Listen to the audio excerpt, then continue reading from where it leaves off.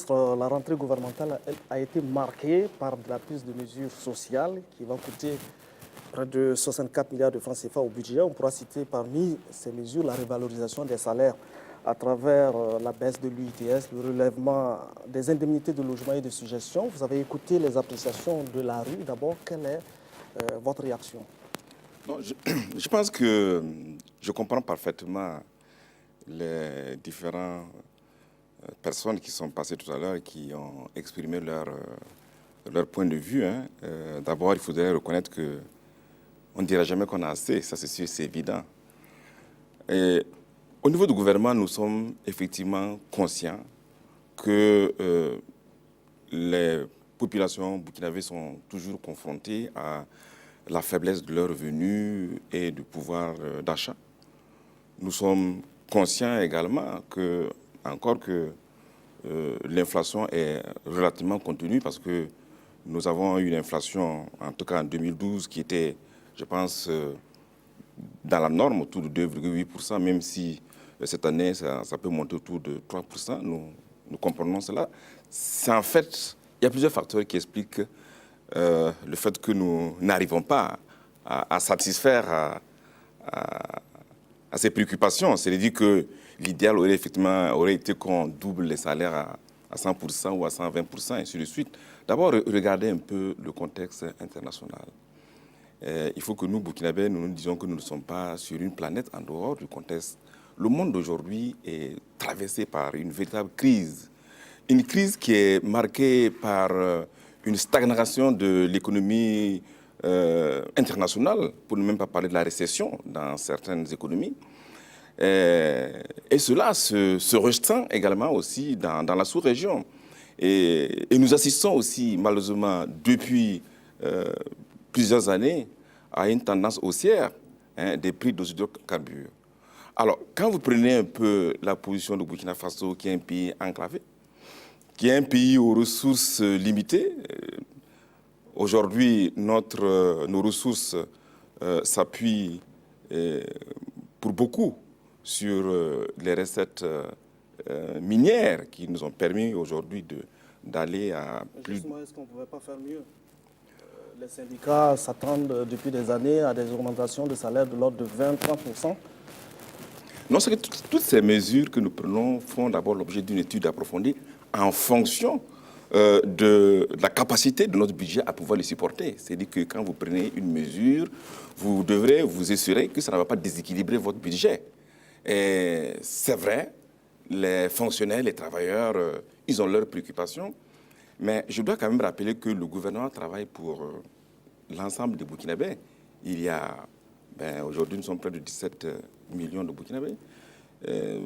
Ceux qui sont concernés par, effectivement, les rémunérations salariales sont quoi? Au niveau de la fonction publique, il y a à peine autour de 125 000 agents, si nous ajoutons le privé. Donc, en tout cas, c'est très peu, à peine plus de 10% de la population ou 20% de la population qui est concernée.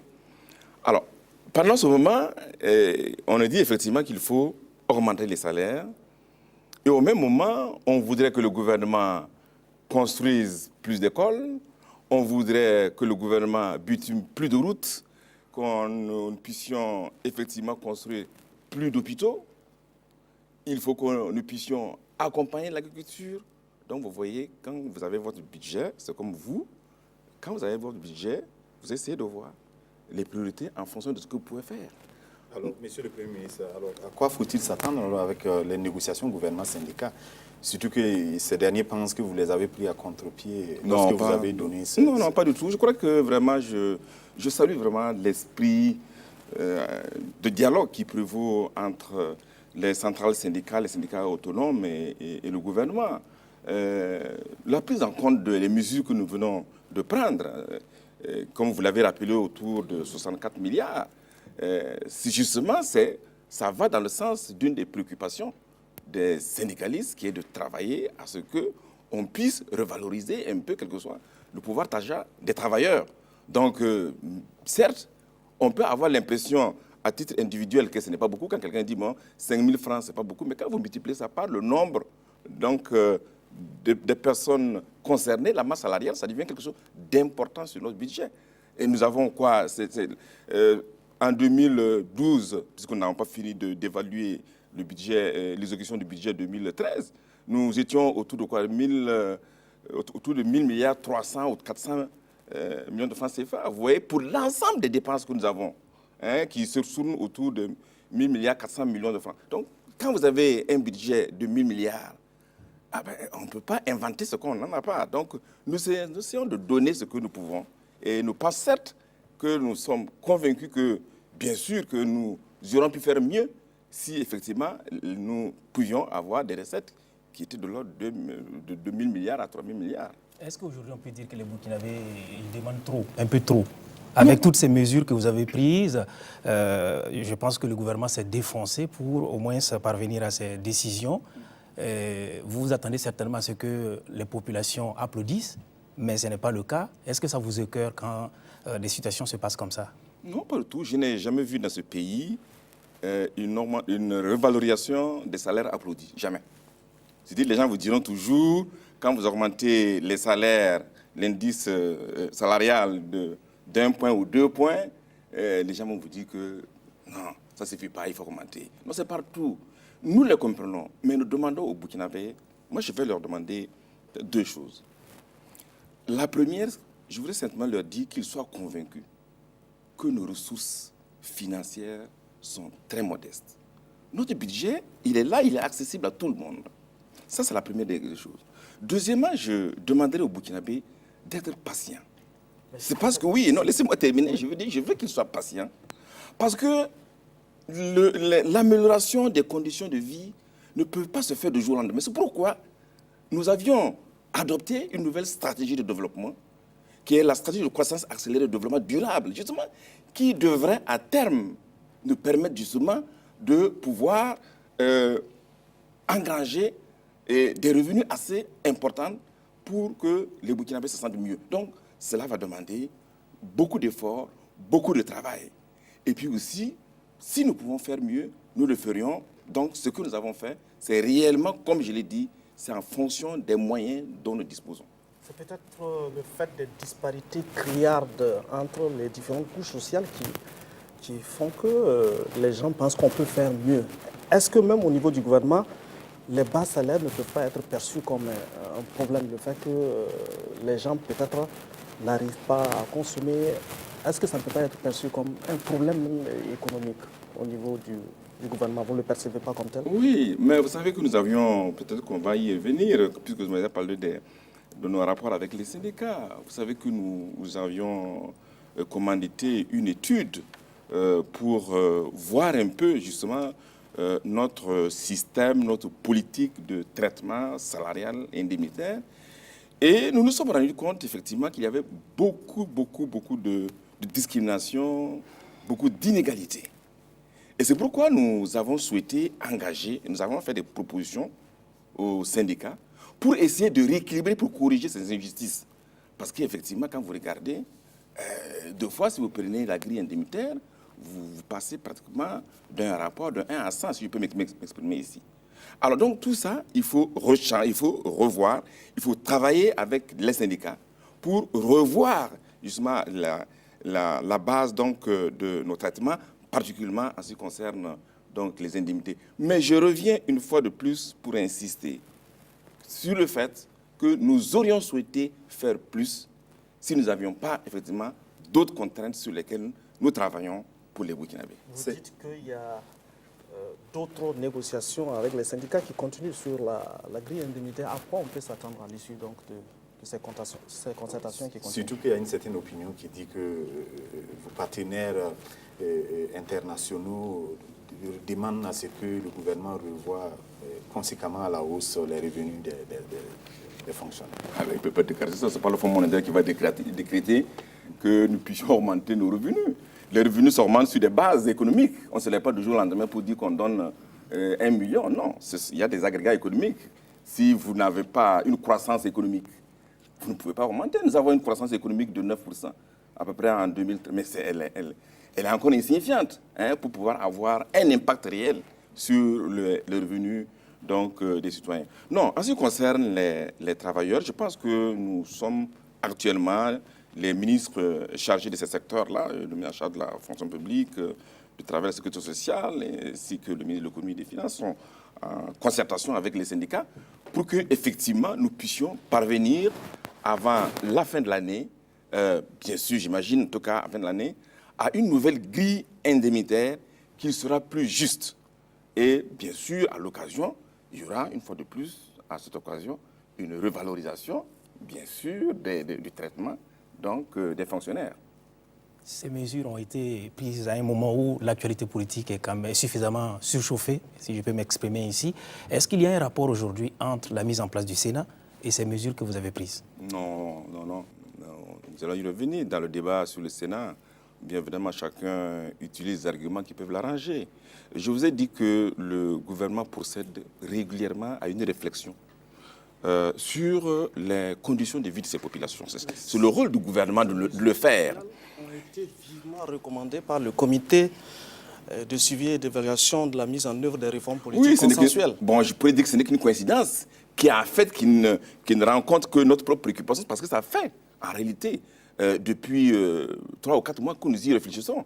Si vous vous souvenez déjà, lorsque nous avons eu la concertation avec les syndicats au mois de mars dernier, la question de la vie chère a été posée. Donc, à partir de là, nous essayons effectivement de réfléchir, de calculer. Et puis je vous dis, puisque nous devons prendre des mesures en cours d'année budgétaire, une fois de plus, il faut d'abord que nous puissions attendre pour voir quel va être le niveau de nos ressources. Est-ce que vous payez vos impôts? Vous voulez, est-ce que vous payez vos impôts? Bien. Non, voilà. Non, c'est-à-dire que lorsque nous constatons effectivement après que le niveau de mobilisation des ressources internes nous permet de prendre certaines actions spécifiques, nous le faisons.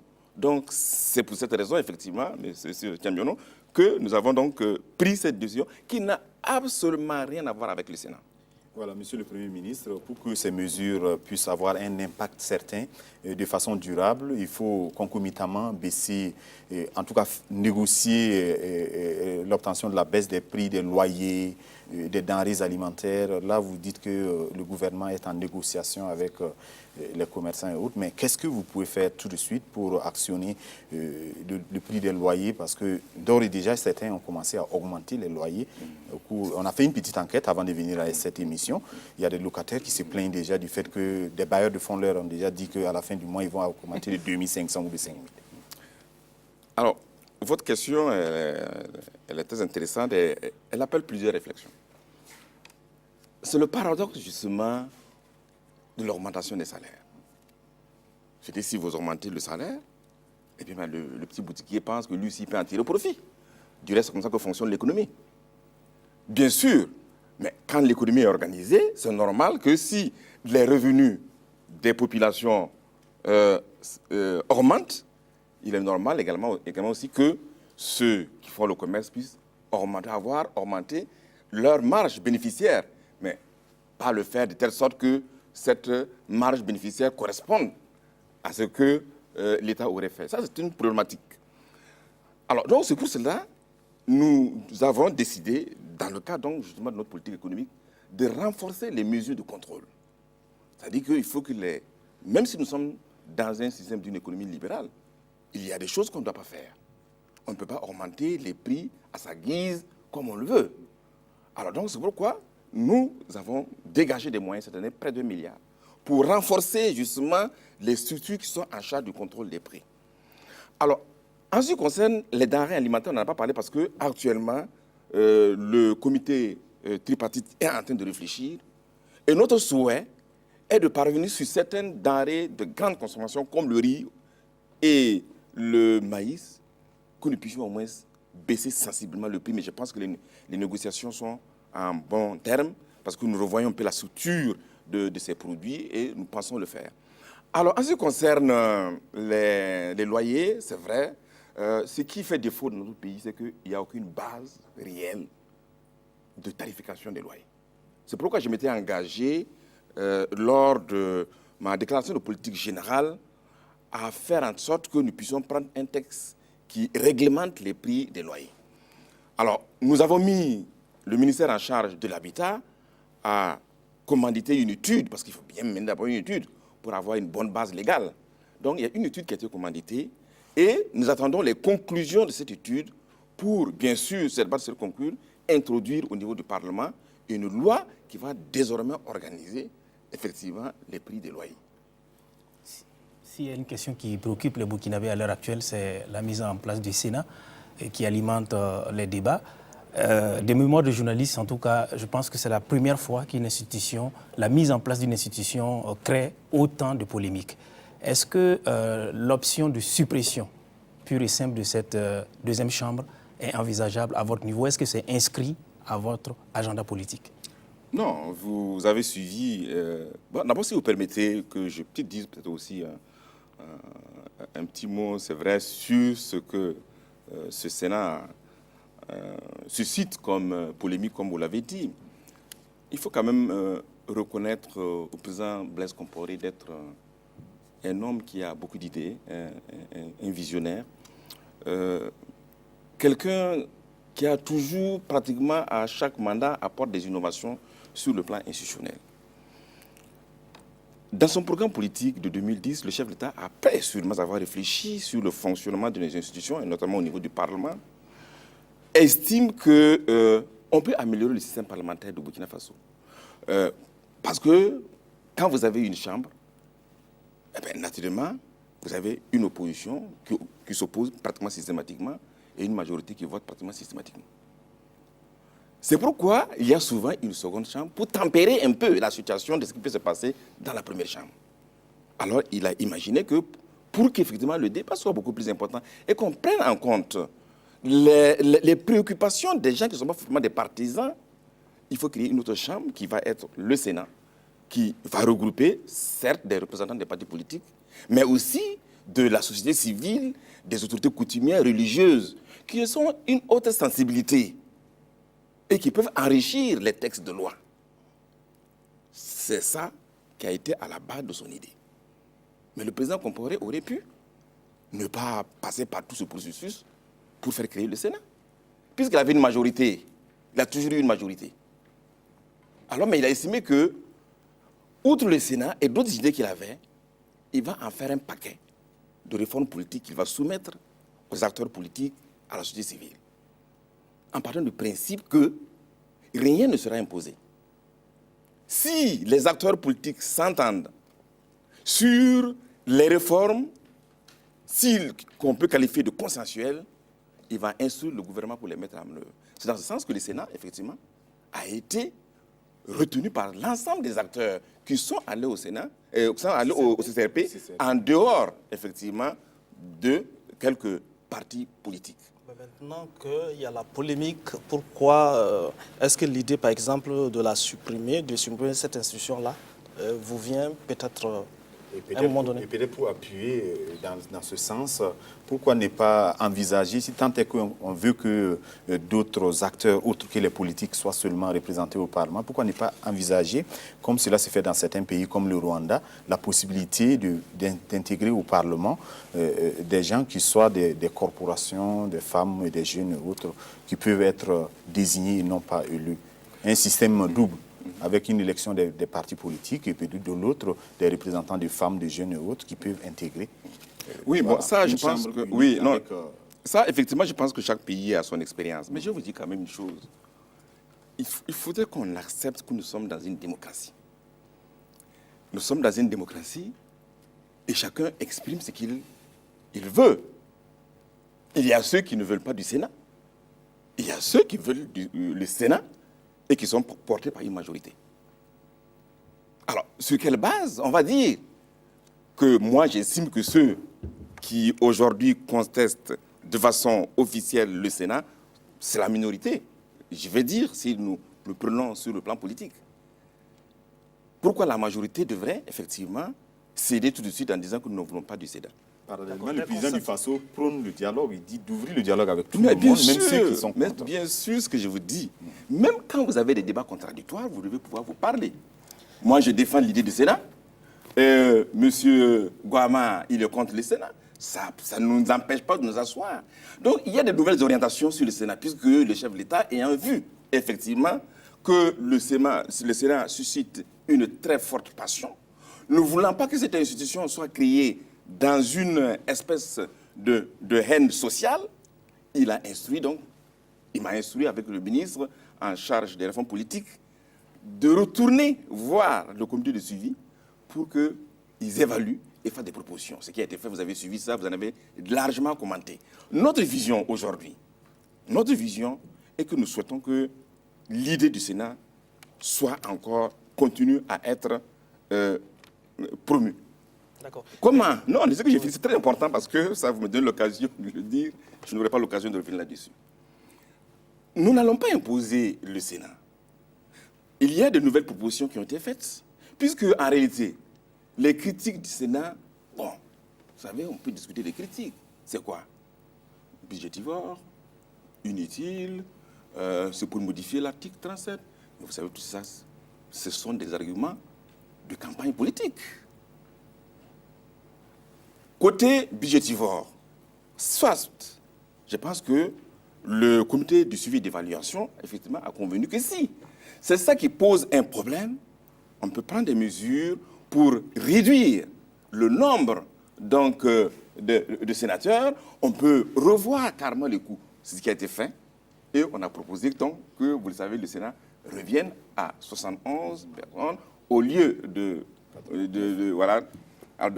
99. Donc, ceci étant dit, nous allons continuer à dialoguer. Ce qui est intéressant, vous avez suivi les différentes concertations que le chef de l'État a eues en dehors de l'Église catholique.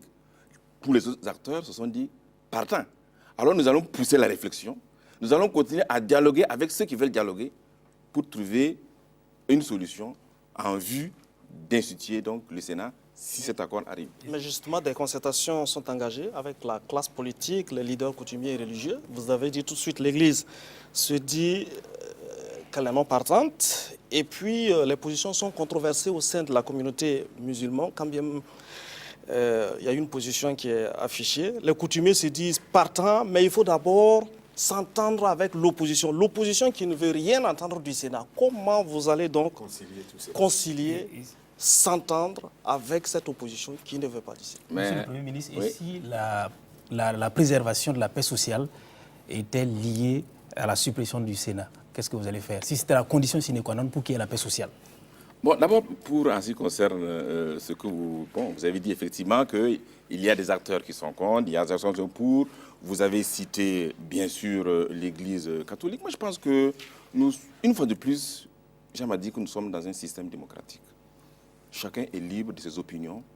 Chacun est libre d'assumer la responsabilité de ses actes. Et nous n'avons rien contre l'Église catholique qui a décidé, effectivement, de ne pas être présent dans le Sénat en évoquant des raisons, bien sûr, qui sont des raisons essentiellement doctrinales. Mais nous ne pouvons que le regretter. Mais nous respectons l'Église pour sa position.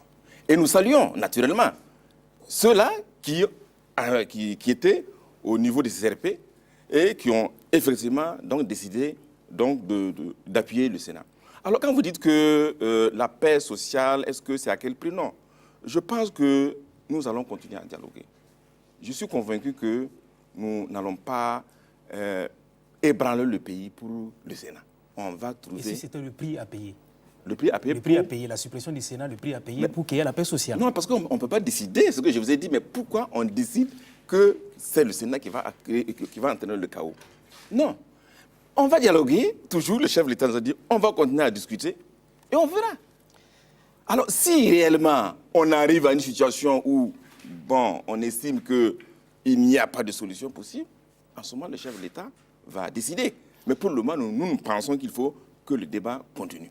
Monsieur le Premier ministre, avant de retrouver les questions des téléspectateurs, nous allons rester sur le registre du Sénat. La pause pour revoir l'institution Sénat, son format et dans les critères de définition du sénateur aura permis de ressouder les liens au sein de la majorité en faveur de la mise en œuvre justement du Sénat. L'ADF-RDA a visiblement trouvé satisfaction dans le rajeunissement des sénateurs, dans la réduction de l'effectif des sénateurs. On connaît également aussi les prétentions de l'ADF-RDA par rapport à une éventuelle entrée dans le gouvernement.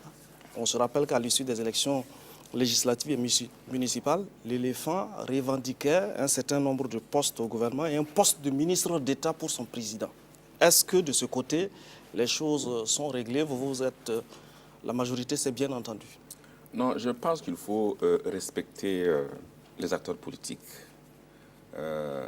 L'ADF ne vend pas son adhésion à une majorité. L'ADF, c'est un parti responsable qui prend des décisions, qui procède à une analyse et qui prend des décisions. Et je pense que chaque parti politique responsable le fait ainsi. On ne peut pas lier le fait qu'aujourd'hui que l'ADF ait décidé, donc effectivement, de soutenir les nouvelles propositions. Parce qu'en fait, puisque l'ADF n'était pas contre le Sénat, c'est simplement dans la mise en œuvre du Sénat qu'il y a eu incompréhension entre l'ADF et la majorité. Alors moi, je pense qu'il ne faut pas lier les deux. Je salue l'ADF d'avoir accepté donc d'aller dans le sens que notre majorité a souhaité et j'espère que cette collaboration va continuer pour le bonheur de notre République. À une participation au gouvernement. Ça, vous posez la question au président de Faso.